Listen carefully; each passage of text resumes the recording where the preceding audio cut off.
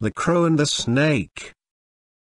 A hungry crow spied a snake lying asleep in a sunny spot, and, picking it up in his claws, he was carrying it off to a place where he could make a meal of it without being disturbed, when the snake reared its head and bit him. It was a poisonous snake, and the bite was fatal, and the dying crow said, "What a cruel fate is mine. I thought I had made a lucky find, and it has cost me my life." The Dogs and the Fox. Some dogs once found a lion's skin, and were worrying it with their teeth. Just then a fox came by, and said, "You think yourselves very brave, no doubt, but if that were a live lion you'd find his claws a good deal sharper than your teeth." The Nightingale and the Hawk. A nightingale was sitting on a bough of an oak and singing, as her custom was. A hungry hawk presently spied her, and darting to the spot seized her in his talons. He was just about to tear her in pieces when she begged him to spare her life. "I'm not big enough," she pleaded, "to make you a good meal. You ought to seek your prey among the bigger birds." The hawk eyed her with some contempt. "You must think me very simple," said he, "if you suppose I am going to give up a certain prize on the chance of a better of which I see it present no signs." The Rose and the Amaranth. A rose and an amaranth blossomed side by side in a garden. And the amaranth said to her neighbor, "How I envy you your beauty and your sweet scent. No wonder you are such a universal favorite." But the rose replied with a shade of sadness in her voice, "Ah, my dear friend, I bloom but for a time, my petals soon wither and fall, and then I die. But your flowers never fade, even if they are cut, for they are everlasting." The Man, the Horse, the Ox, and the Dog. One winter's day, during a severe storm, a horse, an ox, and a dog came and begged for shelter in the house of a man. He readily admitted them, and, as they were cold and wet, he lit a fire for their comfort, and he put oats before the horse, and hay before the ox, while he fed the dog with the remains of his own dinner. When the storm abated, and they were about to depart, they determined to show their gratitude in the following way. They divided the life of man among them, and each endowed one part of it with the qualities which were peculiarly his own. The horse took youth, and hence young men are high-mettled and impatient of restraint. The ox took middle age, and accordingly men in middle life are steady and hard-working, while the dog took old age, which is the reason why old men are so often peevish and ill-tempered, and, like dogs, attached chiefly to those who look to their comfort, while they are disposed to snap at those who are unfamiliar or distasteful to them. The Wolves, the Sheep, and the Ram. The wolves sent a deputation to the sheep with proposals for a lasting peace between them, on condition of their giving up the sheep-dogs to instant death. The foolish sheep agreed to the terms, but an old ram, whose years had brought him wisdom, interfered and said, "How can we expect to live at peace with you? Why, even with the dogs at hand to protect us, we are never secure from your murderous attacks." The Swan. The swan is said to sing but once in its life when it knows that it is about to die. A certain man, who had heard of the song of the swan, one day saw one of these birds for sale in the market, and bought it and took it home with him. A few days later he had some friends to dinner, and produced the swan, and bade it sing for their entertainment, but the swan remained silent. In course of time, when it was growing old, it became aware of its approaching end and broke into a sweet, sad song. When its owner heard it, he said angrily, "If the creature only sings when it is about to die, what a fool I was that day I wanted to hear its song. I ought to have wrung its neck instead of merely inviting it to sing." The Snake and Jupiter. A snake suffered a good deal from being constantly trodden upon by man and beast, owing partly to the length of his body and partly to his being unable to raise himself above the surface of the ground, so he went and complained to Jupiter about the risks to which he was exposed. But Jupiter had little sympathy for him. "I dare say," said he, "that if you had bitten the first that trod on you, the others would have taken more trouble to look where they put their feet." The Wolf and his Shadow. A wolf, who was roaming about on the plain when the sun was getting low in the sky, was much impressed by the size of his shadow, and said to himself, "I had no idea I was so big. Fancy my being afraid of a lion. Why, I, not he, ought to be king of the beasts," and, heedless of danger, he strutted about as if there could be no doubt at all about it. Just then a lion sprang upon him and began to devour him. "Alas," he cried, "had I not lost sight of the facts, I shouldn't have been ruined by my fancies." The Ploughman and the Wolf. A ploughman loosed his oxen from the plough, and led them away to the water to drink. While he was absent, a half-starved wolf appeared on the scene, and went up to the plough and began chewing the leather straps attached to the yoke. As he gnawed away desperately in the hope of satisfying his craving for food, he somehow got entangled in the harness, and, taking fright, struggled to get free, tugging at the traces as if he would drag the plough along with him. Just then the ploughman came back, and seeing what was happening, he cried, "Ah, you old rascal, I wish you would give up thieving for good and take to honest work instead." Mercury and the Man Bitten by an Ant. A man once saw a ship go down with all its crew, and commented severely on the injustice of the gods. "They care nothing for a man's character," said he, "but let the good and the bad go to their deaths together." There was an ant heap close by where he was standing, and, just as he spoke, he was bitten in the foot by an ant. Turning in a temper to the ant heap, he stamped upon it and crushed hundreds of unoffending ants. Suddenly Mercury appeared, and belaboured him with his staff, saying as he did so, "You villain, where's your nice sense of justice now?" The Wily Lion. A lion watched a fat bull feeding in a meadow, and his mouth watered when he thought of the royal feast he would make, but he did not dare to attack him, for he was afraid of his sharp horns. Hunger, however, presently compelled him to do something, and as the use of force did not promise success, he determined to resort to artifice. Going up to the bull in friendly fashion, he said to him, "I cannot help saying how much I admire your magnificent figure. What a fine head! What powerful shoulders and thighs!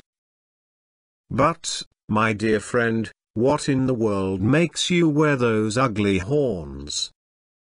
You must find them as awkward as they are unsightly. Believe me, you would do much better without them." The bull was foolish enough to be persuaded by this flattery to have his horns cut off, and, having now lost his only means of defense, fell an easy prey to the lion. The Parrot and the Cat. A man once bought a parrot and gave it the run of his house. It revelled in its liberty, and presently flew up onto the mantelpiece and screamed away to its heart's content. The noise disturbed the cat, who was asleep on the hearthrug.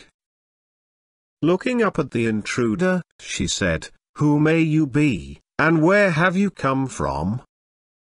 The parrot replied, "Your master has just bought me and brought me home with him." "You impudent bird," said the cat, "how dare you, a newcomer, make a noise like that? Why, I was born here, and have lived here all my life, and yet, if I venture to mew, they throw things at me and chase me all over the place." "Look here, mistress," said the parrot, "you just hold your tongue.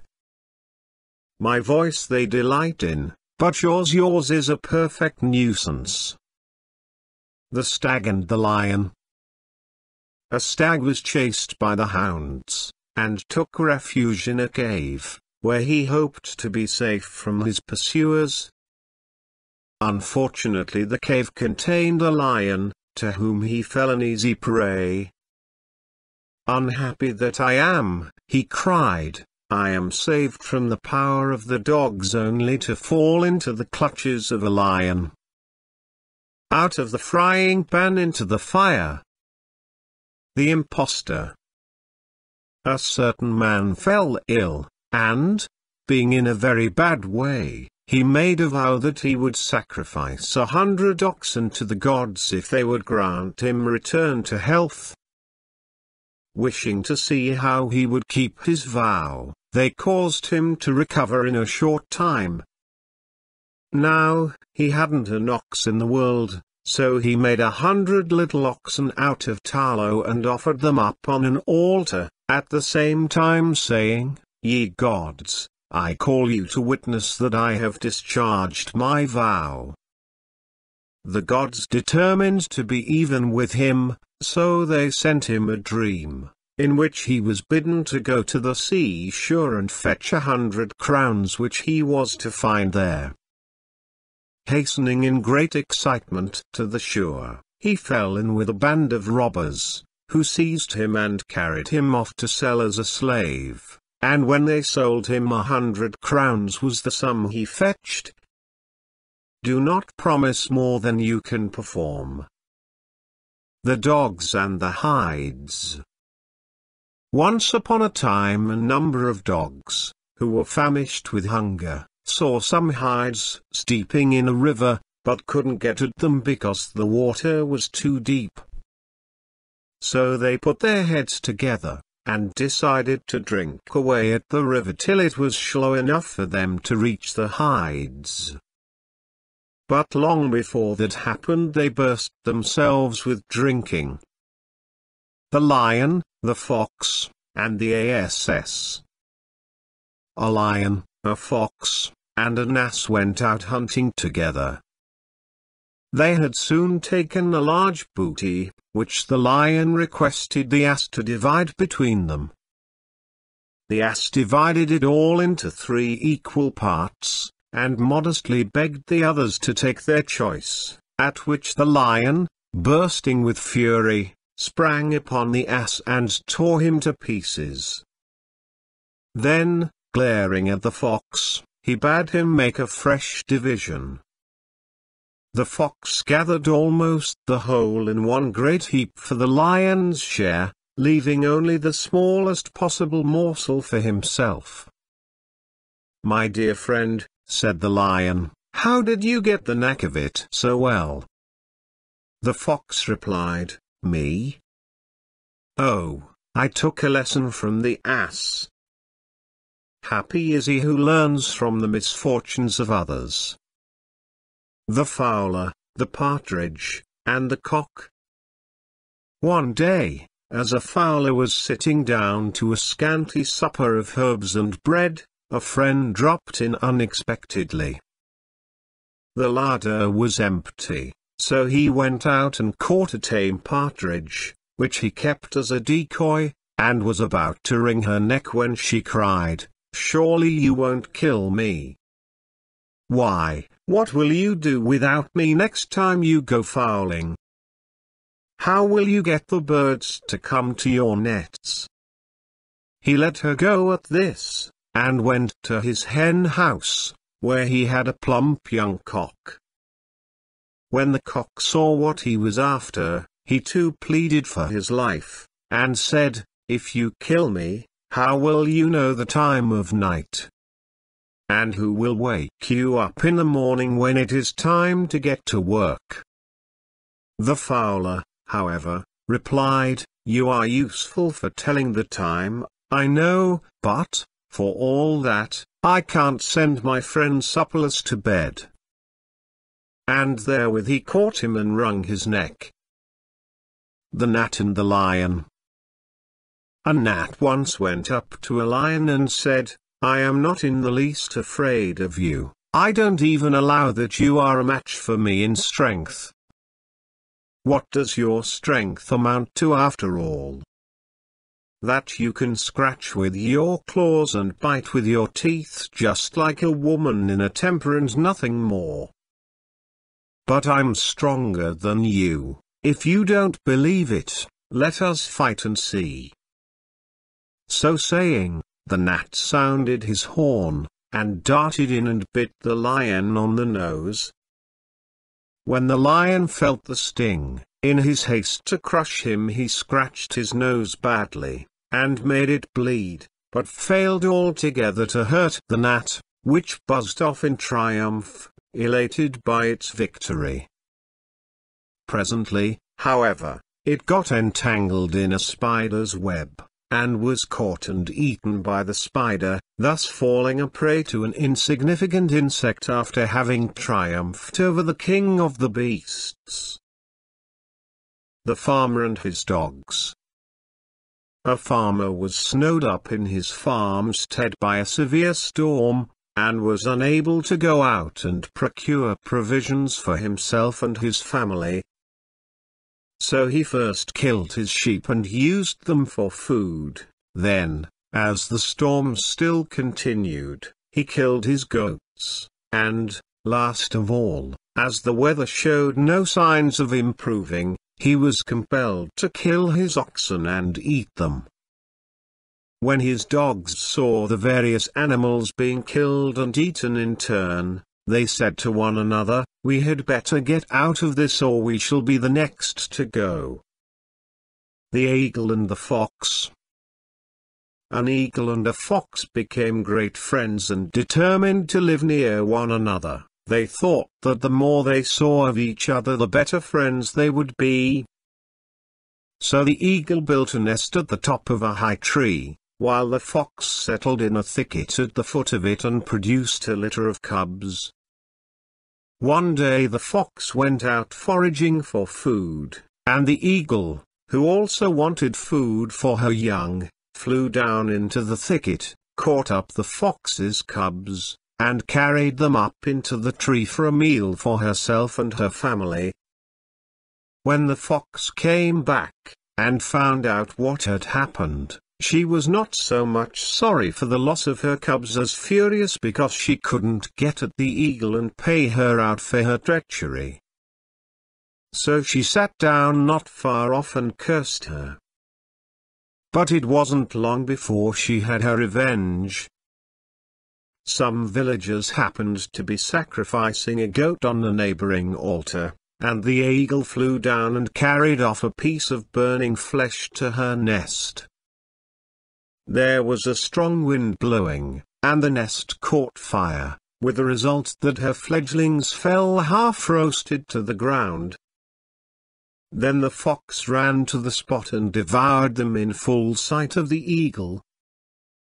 False faith may escape human punishment, but cannot escape the divine. The Butcher and His Customers. two men were buying meat at a butcher's stall in the marketplace, and, while the butcher's back was turned for a moment, one of them snatched up a joint and hastily thrust it under the other's cloak, where it could not be seen.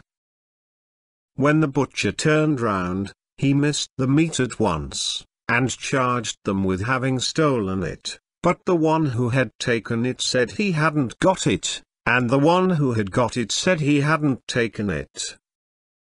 The butcher felt sure they were deceiving him, but he only said, "You may cheat me with your lying, but you can't cheat the gods, and they won't let you off so lightly."